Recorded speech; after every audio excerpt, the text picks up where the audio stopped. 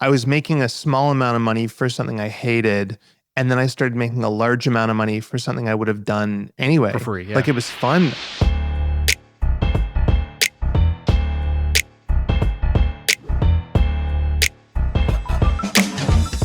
All right, what's up? We got our friend of the house, Andrew Wilkinson here. Andrew famously is the co-founder of Tiny.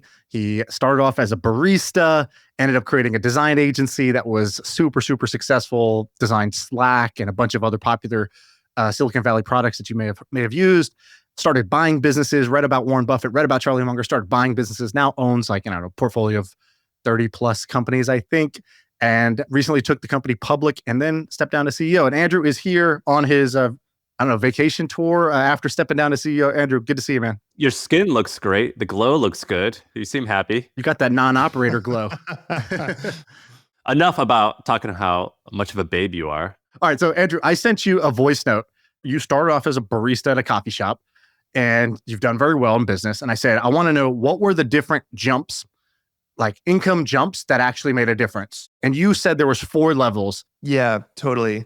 Well, I think the best money that I ever made was jumping from being a barista to making like $60 an hour. Well, so you go from barista, you start designing websites. So you go from $6.50 an hour to $60 an hour. And it sounds like that might have been somewhat happenstance. Was that intentional to make that shift, or just kind of you got an opportunity, a lucky bounce came your way? What made that shift happen?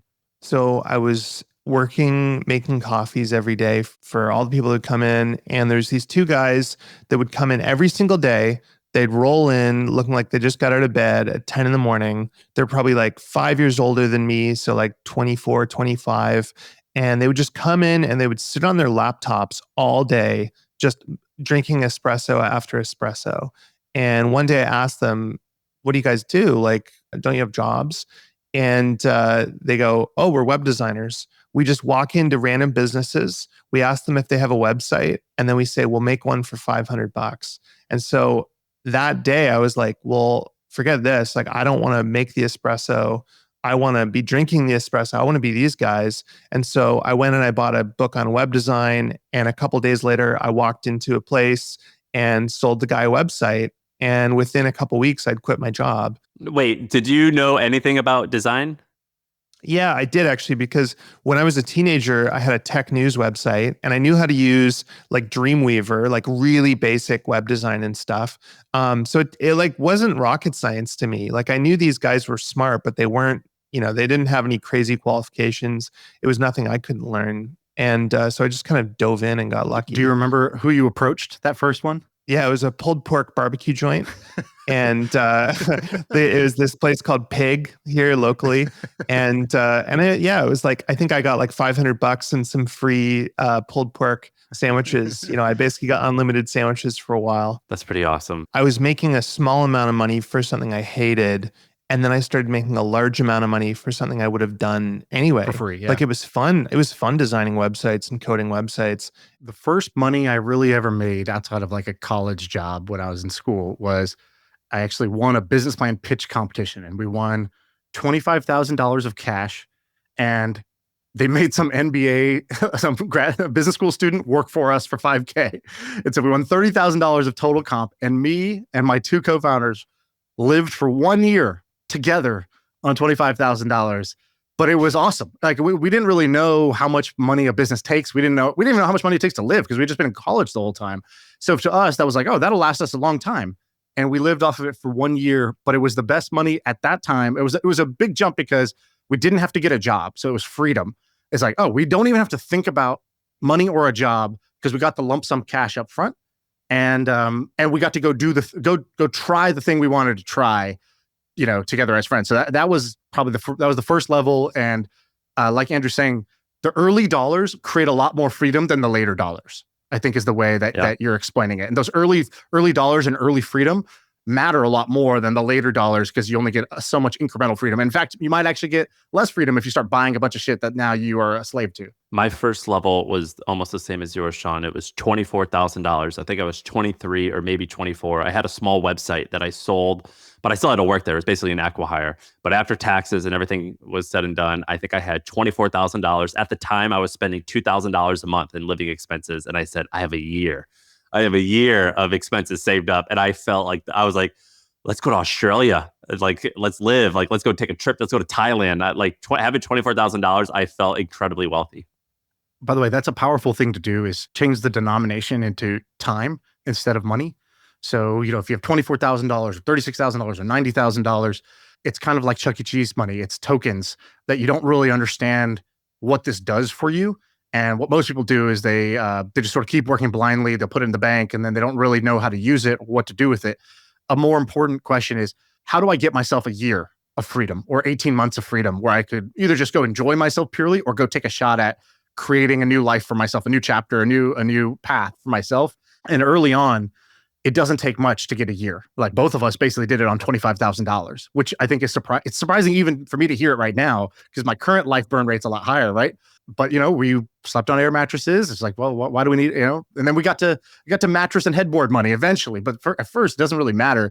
But a year of freedom or 18 months of freedom, 24 months of freedom is a good way to denominate things when you don't have a huge sum of money. I use this app. I didn't use Mint. I use this one app where every time I spent anything, I typed it in, how much money I'd spent for that. So if I went and got coffee, it was $250. I wrote $250 in there. And then I had this spreadsheet where I took the average of the trailing 6 months. And I said, that is my monthly burn. And then here's how much money I've saved, get to 12 months. And so I used an app. All right, guys, really quick. So back when I was running The Hustle, we had this premium newsletter called Trends. The way it worked was we hired a ton of analysts and we created this sort of playbook for researching different companies and ideas and emerging trends to help you make money and build businesses. Well, HubSpot did something kind of cool. So they took this playbook that we developed and we gave to our analysts, and they turned it into an actionable guide and a resource that anyone can download. And it breaks down all the different methods that we use for spotting upcoming trends, for spotting different companies that are going to explode and grow really quickly. So if you want to stay ahead of the game and you want to find cool business ideas or different niches that most people have no idea they exist, this is the ultimate guide.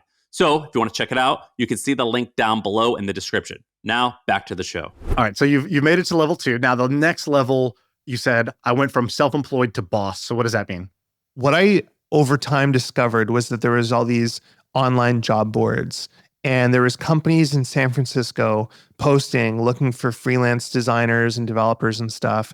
So I was doing these like little $500 local websites, and I found these Silicon Valley startups posting, and this was like what you would call today like product design or interface design. And so I got this project designing an interface for an ad manager for some startup, and I did a really good job. The guy really liked it, and it was like $2,000 for basically no work. This is the project I mentioned before. So it was like maybe 5 days of work for $2,000, which ended up being $2,600 Canadian. So it's very sweet.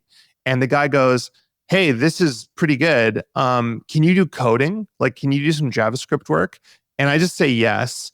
And I don't know anything about JavaScript. I'm like, whatever, I can figure it out. So I frantically try and learn JavaScript and I can't.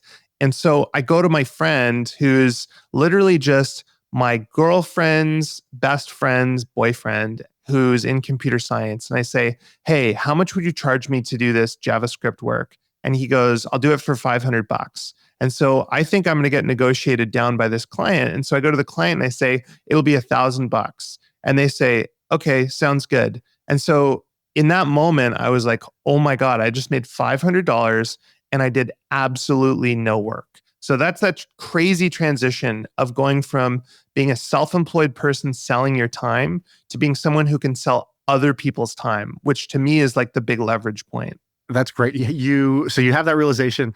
Did you start devouring any books, or how did you learn how to do that better than being an absolute rookie at it?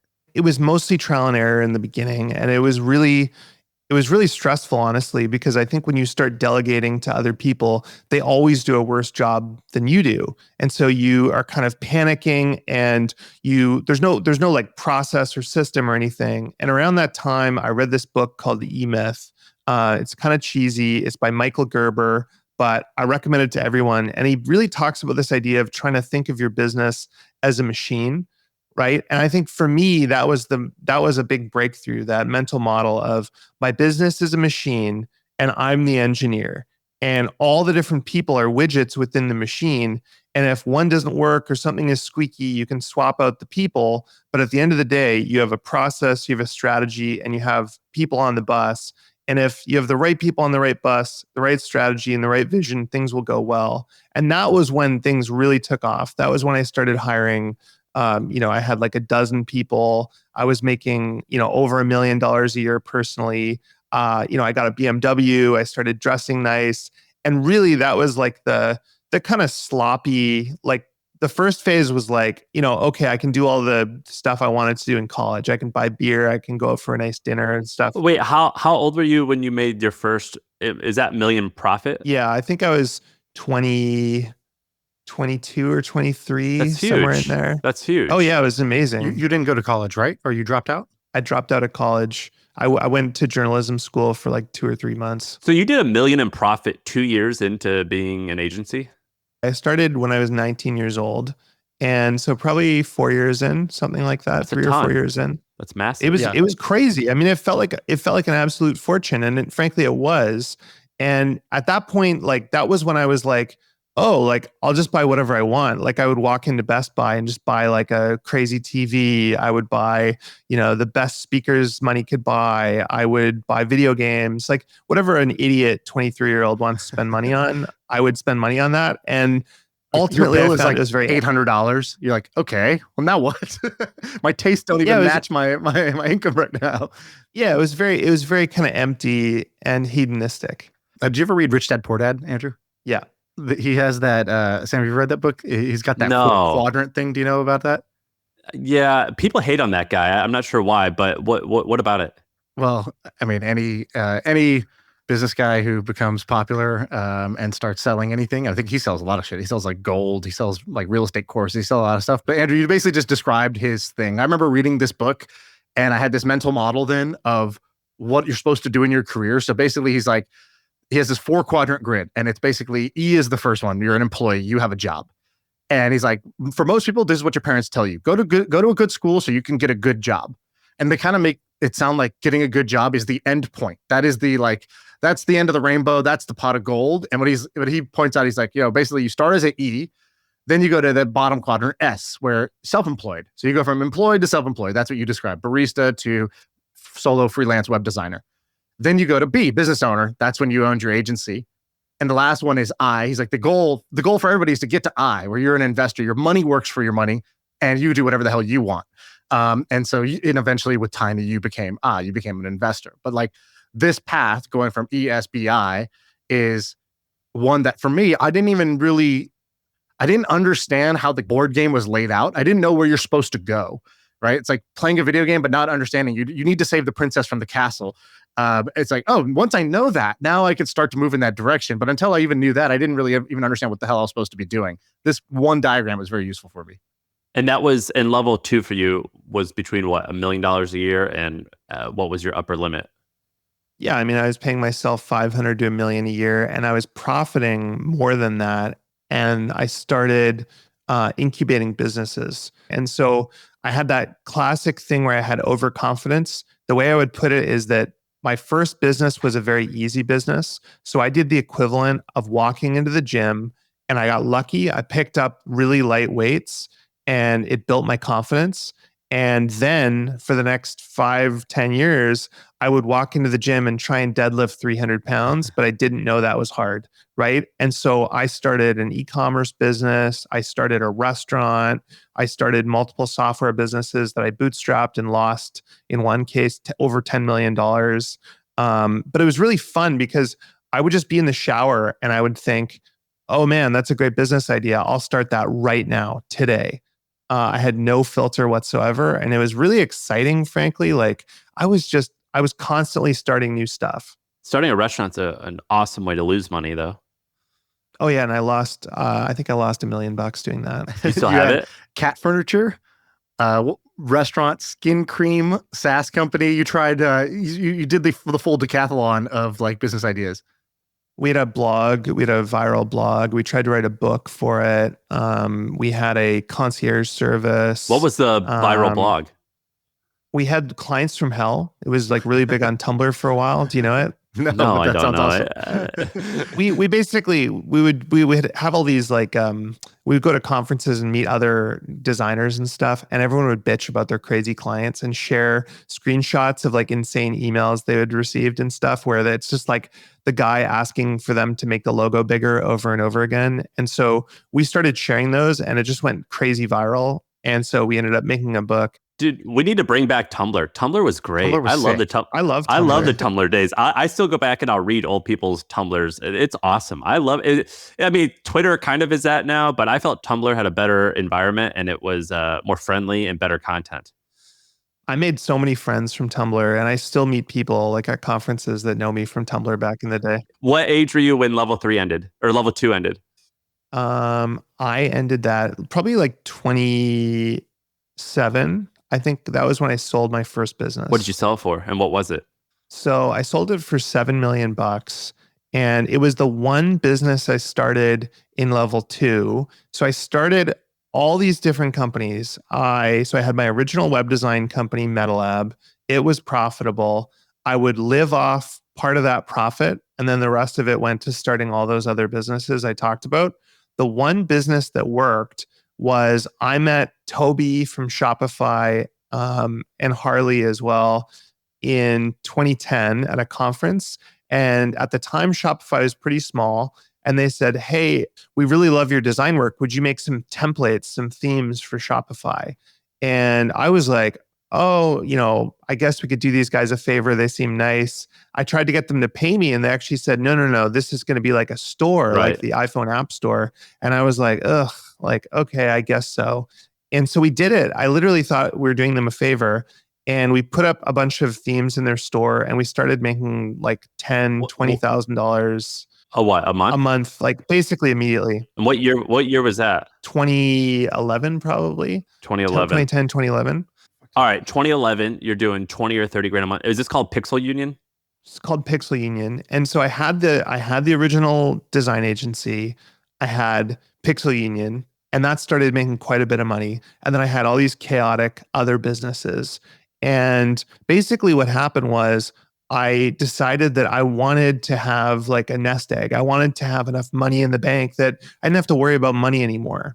And because what I had is cash flow. I had a ton of cash flow, but I never kept much money in the bank. I'd spend whatever I needed personally. Everything else would get invested, even though I didn't really understand investing in these businesses I was incubating.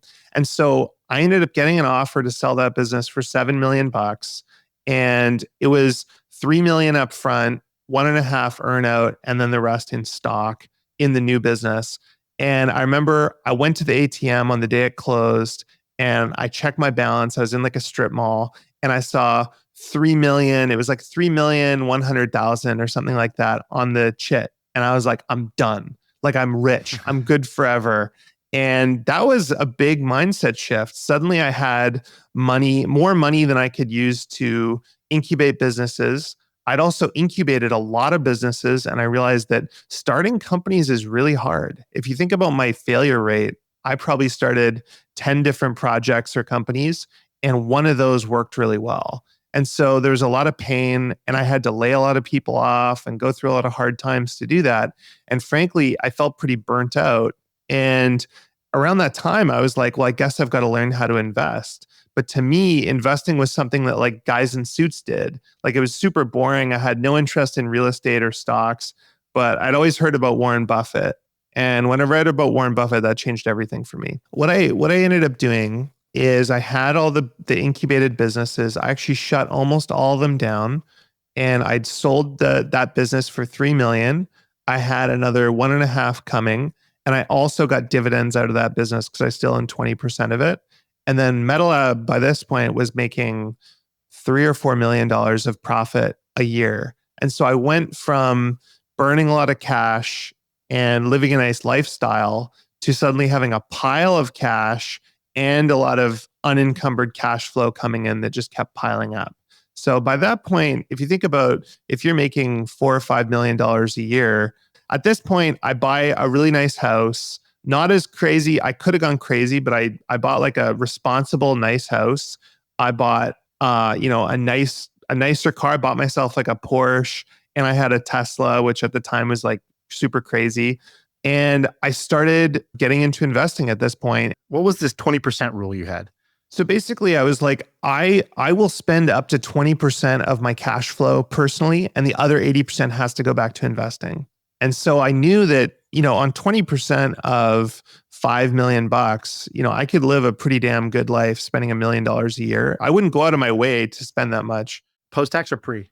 Pre-tax. So I would basically live it up as much as possible, but then I also knew I'd always be compounding the rest.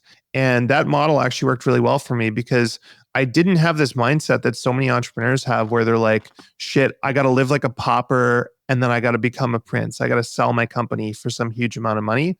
I was just able to live on cash flows the entire time. Sam, can we talk about some of your pauper? Yeah, what the fuck is a pauper? Pauper tendencies you had? As Sam chugged a Dr. Pepper while you were talking. So, Sam, what were you doing when you were building the hustle? How did you live? Were there any cheapskate life hacks that you did? My wife worked at Facebook at the time. So dinner was like, I gave her Tupperware containers and she would bring home prosciutto and cheese because they always had like charcuterie boards. So I was... dinner was sponsored by Meta every night? So I was on a prosciutto diet because that didn't get old fast. The second thing, I'm ashamed to say I did this, but listen to this. So do you guys remember when Uber Eats and DoorDash and what were the other ones? Caviar. So these meal delivery services all came out at the same time, and you would get $20 for free for your first order. So I built a iPhone emulator on our computer where we created this ring where we were constantly referring each other to these like new. So I basically had like $5,000 of free caviar. So I would basically, people would be like, is your startup funded? I was like, no, but we are fueled. We're fueled by VC, but we're not funded. And so I did that for a long time. I also would sneak on the bus and not pay, and I would get caught all the time. But the thing is if they ask for your ID, you just say you don't have an ID. And so it's not illegal not to have an ID. So I got away with like $2,000 worth of bus tickets. Yeah, there's nobody checks in San Francisco. They did. I used to get in trouble all the time, but they would say, do you have your ID? I'm like, I don't have an ID. So I'll tell you, but yeah, so hopefully there's a statute of limitations on these things because I definitely broke the law a little bit. I was also on a Whole Food scholarship as well. Let's just say that the hot bar was right next to the exit. So Andrew, when you were spending 20% pre-tax, that's like you're spending 40% of your post-tax money. That's a lot to be spending during that time. And then you shifted it. You once you started investing, you made a change. You're like, no more 20% rule. You changed it to some other rule, right? What did you shift to? Yeah, I just kept dropping that percent over time. As the numbers got bigger, I just kept dropping it and dropping it and dropping it. And but not because you were spending less. No, not necessarily. In some cases, I was spending more. The numbers just got bigger. So around this time, so I'll talk about some of the things I started doing. So I started angel investing. So, I'd meet a friend or some interesting entrepreneur and I'd invest 25 grand in their company. And if I look back, like I probably should have bought stocks in real estate. Like I didn't understand the lack of liquidity in that and just how like high risk it is and crazy. So I have a whole bunch of investments from that era. I have no idea what's going to happen with them. But mostly a lot of that time was actually spent having this breakthrough moment of realizing that I don't need to be the CEO, that I don't need to run my own companies. And so at that time, every single company, I was the CEO of it. So it was me and Chris. I'm the CEO, he's the CFO, and we're just jumping around like chickens with our heads cut off between all the different businesses. And when I read about Warren Buffett, I was just like, oh my God, this guy has abstracted business to the craziest degree, to the point where he doesn't actually do anything except for read and buy like one business a year. And the idea that you could just hire a CEO to run your company was kind of crazy. Like, I think a lot of people have this feeling around, why would someone come and work for me? I felt like that all the time. I'm like, yeah, you're like, what are you doing? Yeah, it's like, why? Like, don't you know the math? Like, this doesn't make any sense. But then over time, you realize like people want stability and they want surety and they want to have health benefits and all this stuff you don't get. And so I realized like there's this whole other class of people where they want to run a company for somebody else. They want to be a CEO. They want to be able to make, millions of dollars, but they don't necessarily need to make like $1 billion. And that was crazy for me when I started hiring CEOs, because before I knew it, all the businesses started like doubling. And the reason they doubled was because I was only giving 20% of my time to all the companies. And frankly, I didn't know what I was doing. And I just started hiring better and better people to run my companies. And there's this crazy inflection point where we started spinning out the companies, hiring CEOs, and then buying new businesses and just putting CEOs in to run those businesses. And when we started doing that, the numbers scaled really, really quickly. So you did a lot of angel investing in this period, and we'll talk about the rest of the stage. But have you seen a good return from those investments? Because that was a good era. Yeah, I mean, I don't know, to be honest. The problem with angel investing is like I've slowed down, but I mostly just do it on gut. And so I think I have like 25 or $30 million of venture. And it's just been this like death by 1,000 paper cuts thing. So I think if you take that cohort, I had my friend Stuart, who we used to share an office with, I put 75 grand into his business, and then he sold it to Workday, and I 10x my money there. And I think that between that and a few other investments, I think I've definitely got my money back from that cohort, maybe made a good, a reasonable return. But the problem is I've just kept going and I don't really track it. Like it's all in one big Excel spreadsheet somewhere, and I don't mark it. $25 million of angel investments? Yes. That's a ton. Maybe even 30. That's an insane amount of angel investing. What? That's fiscally irresponsible, my friend. I know. That's the problem with angel Stuart's investing. 10x is not going to return all that money. Why do you think you've returned $30 million? I don't think that's... Oh, no. I'm not saying I've returned 30 million. I've literally put $30 million into venture. I know, but you say you may be broken even, right? You think you've No. Oh, no. To be clear, I think you are so full of shit. I'm saying, you're telling me you don't have a spreadsheet that just like, if I have 30... No. My friend, no, it doesn't matter if you're a billionaire. If you are many billionaires, you track $30 million. That's not couch money, regardless of who you are. No, so I actually I've when I say a return, I mean from that cohort. So like maybe I invested like $2 or $3 million over that period, and I'm saying I might have got that money back, but the rest, so much of it was done over the last 10 years in bursts that I don't even know. I don't know where we're at in terms of payback. I honestly don't track it because it's such a pain in the ass to get mark to markets, and I don't trust them. And so I'm literally just going, either they sell or we get liquidity or we don't. And so for me, it's all marked at book value until I think it sounds realized. Crazy, but that is actually more par for the course, I think, for the way angel investing works. Because I think if you're listening to this, you don't angel invest, it sounds insane. And there is a bit of it that's insane, as in that's a very big number total to have put into it. But these are like 10-year odysseys. People stop sending updates. Even when they raise at up rounds, you don't fully believe, you don't fully know if that's... You can't really take that and count that until it's fully realized. And so it is very easy to lose track of the portfolio and where it's at because you don't really know where it's at. That's kind of the reality and of the a situation. company will raise money at some huge valuation, and then a year later it's going out of business. And so I've invested a lot of money in angel as well. And like I track which company and which year I invested in, but half of them don't send updates. The other half, they have markups, and I'll put it in there, but I don't count it as real net worth. And then another portion, when they sell, you don't know they're going to sell until when the deal's done, a large part of the time. I count it as my net worth, by the way, as the principal I invested, but half. Totally, 100%. That's how I think about it too. I think of it as roulette. And I think like this period that we're talking about was about me learning how to play poker.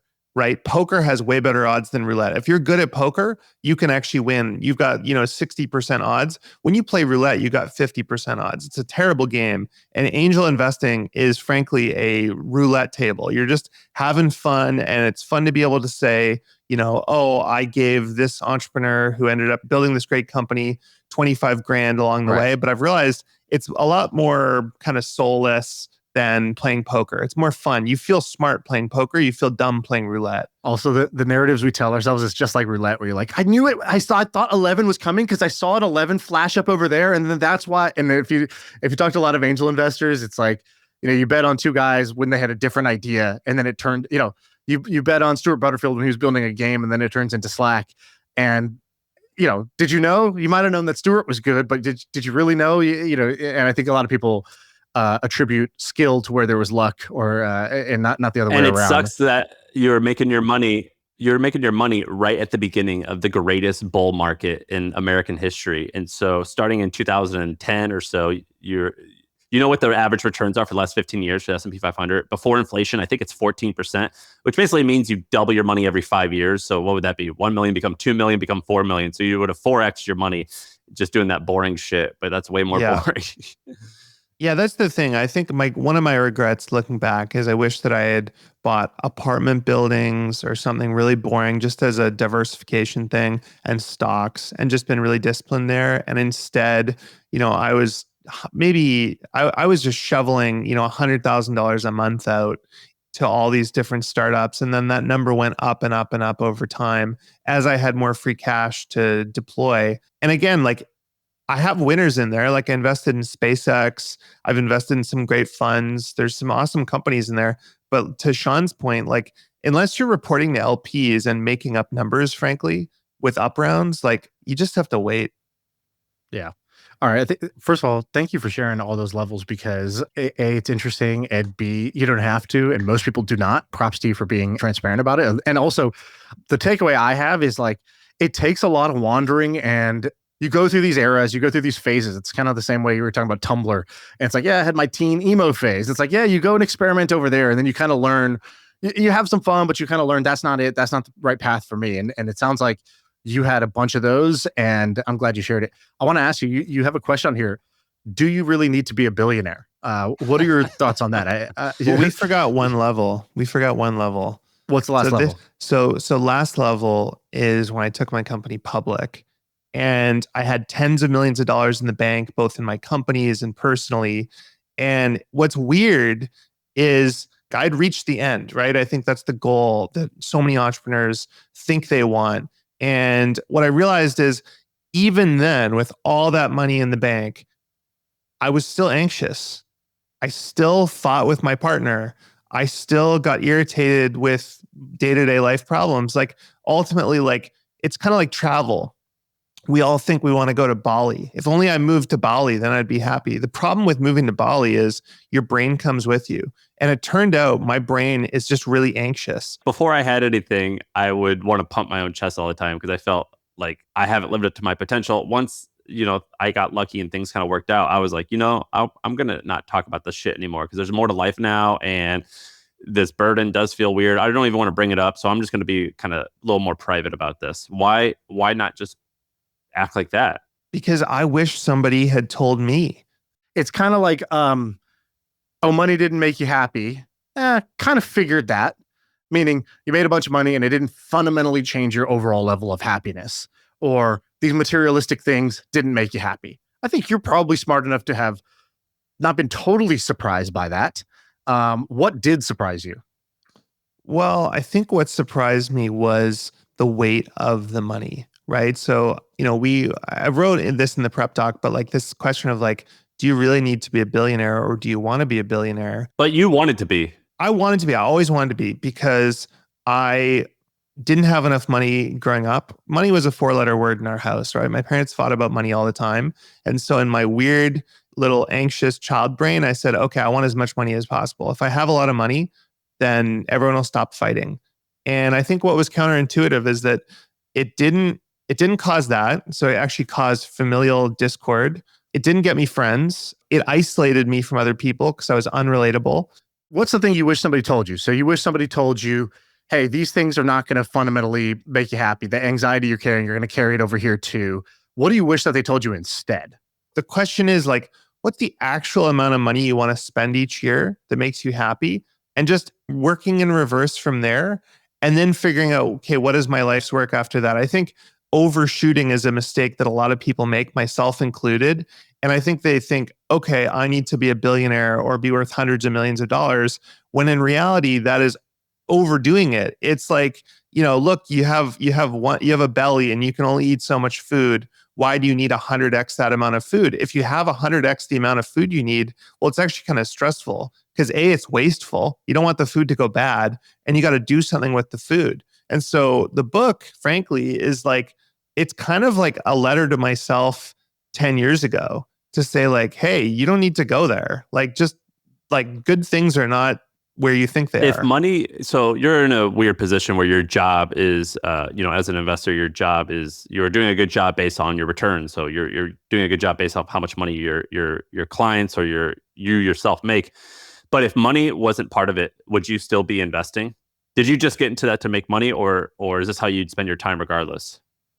I really like relationships, and I think business is a great way to build relationships. That sounds kind of cheesy, but like business is a shared language where if I meet even a guy who owns a plumbing company, I know I'll be able to get along with him because we speak the same language. We can get into interesting conversations, and through that I can make friends. And I've found that for me, like my zone of genius is like building relationships with people. And so if I can build relationships with people and invest in their businesses or buy their businesses, that like I'm really happy doing that. I love doing that. So Andrew, if you were going to go back and you said you should calculate how much you want to spend every year and then kind of work backwards from that. So let's do the math. What would you get to go in a time machine? You go back to 25-year-old you and you get to have this conversation. What would you write down on the pen and paper to figure that out? Well, I think what you want to figure out is you want to say, what do I want to spend every year? And then times it by 20. What do you think you would want to spend every year? Back then, I think $1 million. I mean, okay. So let me put it this way. So $1 million, you can live an incredible life and have one house, go on incredible vacations. Like you can live an amazing life. If you want to fly private, add another $1 million. So that's $2 million. And then you want a buffer, so call it 3. And that allows you, you basically go and you get into hobbies and toys and you collect cars or do whatever you want, right? So call it $3 million. So what's 3 times 20? So $60 million. I think $60 million, if you've got it liquid, that's, you can live an incredible life and spend $3 to $4 million a year. And it's awesome. So that's kind of how I think about it. That's your target. Then you'd work backwards from that. And you also had these like 3 steps that you texted us. I don't know exactly what they mean, but you said launchpad, enough, and life's work. What do those mean? Yeah, so I think these really are the kind of goals that everyone should have. So launchpad is like, how do you make $250K a year, right? And ideally passive. And if you can make $250K a year passive, then you don't need a job and you have the freedom to be generative and start the things that you want. Past that, enough is like, what's the number? What's that number we were just talking about that you want to spend every year? And how do you work backwards from there? So phase 1 might be you start a business, let's say some online business, it makes you $250K a year passive. Great, that's your launch pad. Then for the next 5 or 10 years, you try and build up to that net worth number that you really want to get to. Call it, 20, 30, $40 million, whatever that is. And then you've got complete freedom. And then this is where the hard part comes in, which is discovering your life's work. It's like, what is that thing that you're just intrinsically drawn to that creates meaning? And also, how do you take the byproduct of your machine? You've now built a money machine, right? All your investments and all your businesses, and the byproduct of that is money. And how do you make meaning out of that money? For some people, it's compounding it in more businesses. For other people, it's giving it away and doing philanthropy. For others, it's doing art projects or whatever it is. And I think that's the hard part, is figuring out that second mountain, they call it. Shaan, have you done the math? Like, have you thought about that for you? Yeah. What's yours? Yeah, I did a long time ago. Before I sold my first business, I did this math. My assumption was that I would spend $300,000 a year. And then I tried to do the 4 or 5%.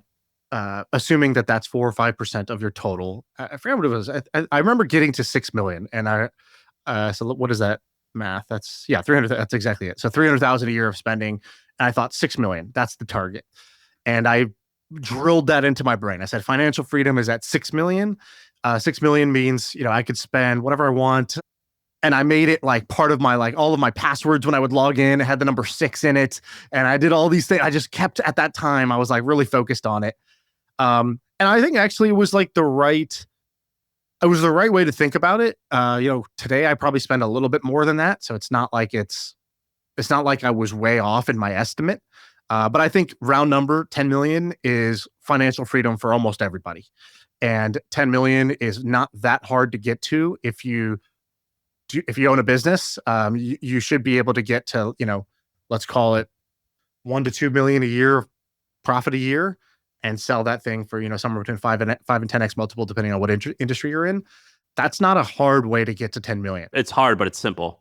Yeah, I guess like what I mean is like most people will never get to true financial independence where they're like, yes, I've made it. I don't have to worry about money ever again, right? That's a very lucky few percentage of the population.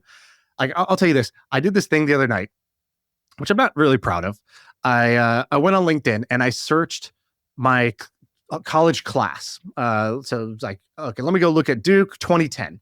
Dude, that's my Friday night routine. I do it every Friday night at 1 o'clock. I literally did this on a Friday I got night. it on my schedule. And I got a reminder on my calendar at 1 o'clock a.m. Friday night. I got to like... You joke? This is literally what I did. My kids went to bed. My wife went to bed. And I was like, all right, dig in, baby. Let's do this. I'd never done it before, but I was like, let's do this. And I knew at the time I'm doing this for kind of a effed up reason, which is I just wanted to feel good about myself. I was like, I kind of knew, I was like, I think I've done well relative to the people in my class, but I knew maybe skill or intelligence or talent wise, or even work ethic wise, I was definitely average to maybe below average in my class. And so I was scrolling through it. I was looking and it was amazing, man. These people who I know these people were smarter than me, harder working than me, more talented than me. They're doing like just kind of random jobs. And I texted my college roommate and I was like, man, it's crazy that like this person, this one girl I remember, I was like, she literally could have been president. Like she was polished. She was a phenomenal speaker, super hardworking, just knew everything about everything. And I was like, and today she was like running, she was like an e-commerce manager at some e-com brand that sells like, some food product online. And nothing wrong with that. That's not like a bad thing, but I definitely feel like, the potential was there for a lot more if somebody had kind of sat us down and said, look, here's a blueprint. Here's a path that could get you to complete financial independence. Like if somebody, our senior year, had come and said, look, how much do you even know how much money you want and need? I'm like, none of us would have known. It's like, do the math. You sort of get there. You think, okay, maybe you get to 5 million or 10 million bucks.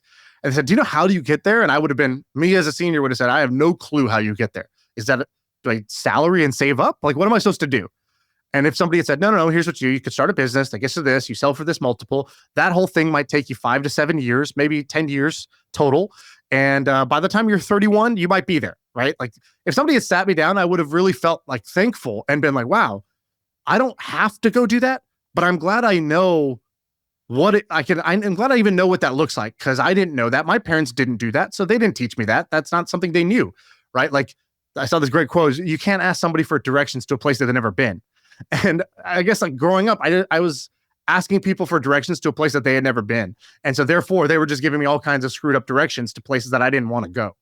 And so, I guess like this is a long-winded way of saying, I think when I looked at that class thing, I guess like I went into it trying to feel good about myself, but actually I ended up feeling bad. I was like, man, I feel like there was a lot of potential on the table and most people took basically safety and prestige.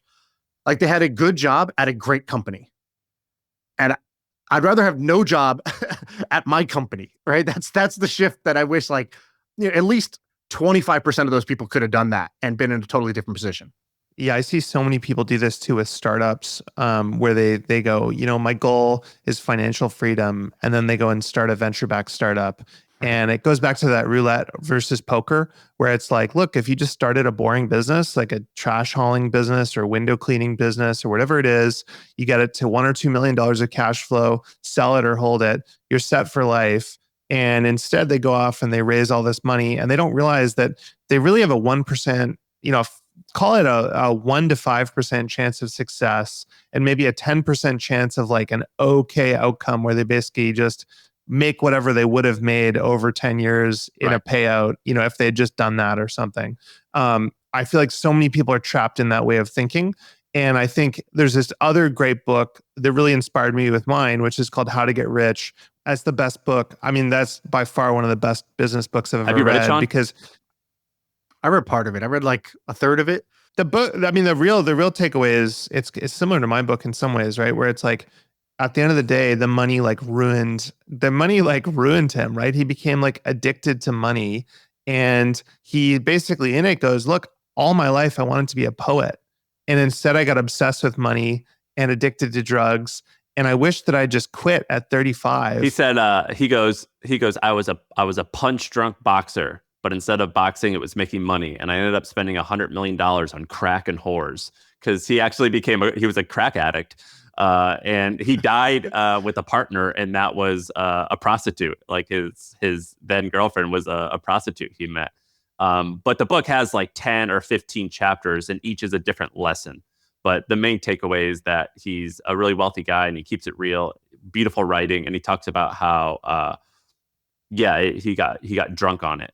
And he talks about, I mean, this kind of thing we've been doing in this episode where we talk about the levels, right? What are all the different levels of wealth and what do they mean? And I remember reading it when my net worth was like 500 grand. And he's saying, oh, if you want to be really, if you might think like 50 million is a lot, but that's actually nothing. Here's what you get at 250 million. Yeah, he's got like billion. The comfortably poor, the comfortably rich. And it's got a bunch of different levels. All the levels are quite high. You read that, you get very humbled. Are you looking up the levels right now? Yeah. So he has two of them. He has levels of non-liquid money, and then he has levels of liquid money. And so he says wealth measured in cash in hand or quickly realizable assets. So kind of like liquid-ish assets. And what he says is 100 to 400K, that's the comfortably poor. 400 to 1 million, the comfortably off. 1 to 2 million, the comfortably wealthy. And then it goes the lesser rich, the comfortably rich, the seriously rich, that's 70 to 100 million. What does rich start at? 100 to 200, the truly rich. And then over 200 million, the filthy and super rich.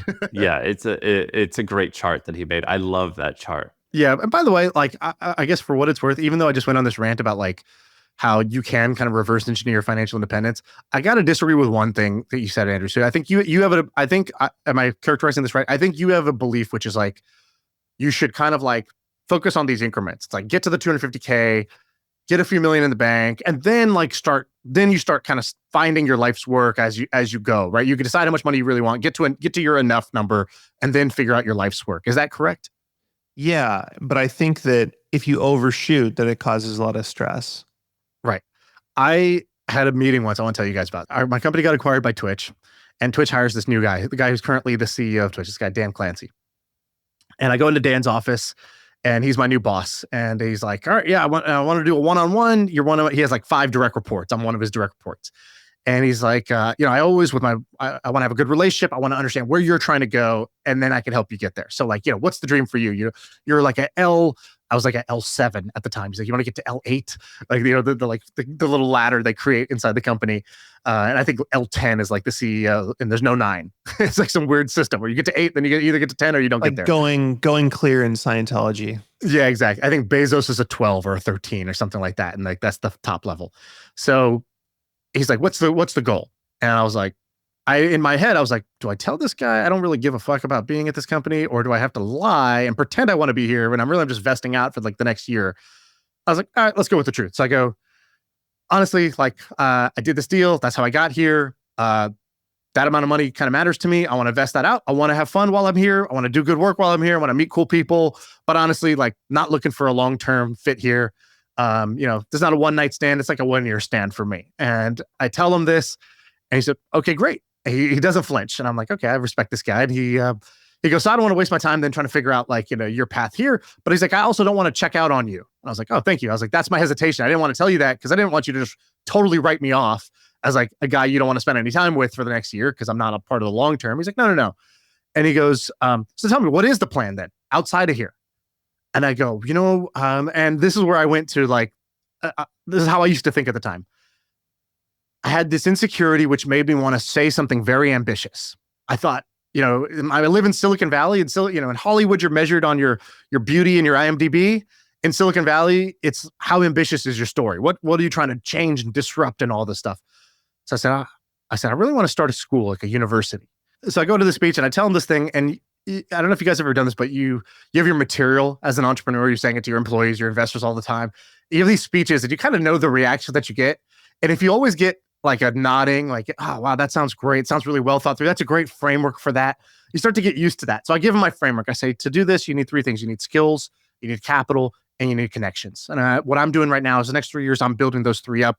I'm building my capital by being here. I'm building my skills by doing this. I'm building my connections by, doing this. And that's what I need to do the thing.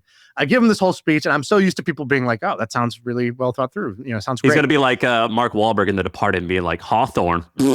Like, come on, man. Yeah. Like, get rid of That's that. literally what he did to me. He goes, yeah, I don't buy all that. And then he doesn't even tell me what. I'm just like, okay, well, that's all I got. So, so what do you want me to say? He goes, I don't believe in the deferred life plan. He goes, anytime he's like, I'm older and wiser. He's like, if I ever hear somebody who wants to do something and then they give me a bunch of reasons why they're not just going and doing it right now, it tends to be a bad decision to not go do the thing you want to do. He's like, it's okay if you don't know what you want to do. Then sure, you go wander around, you try to figure it out.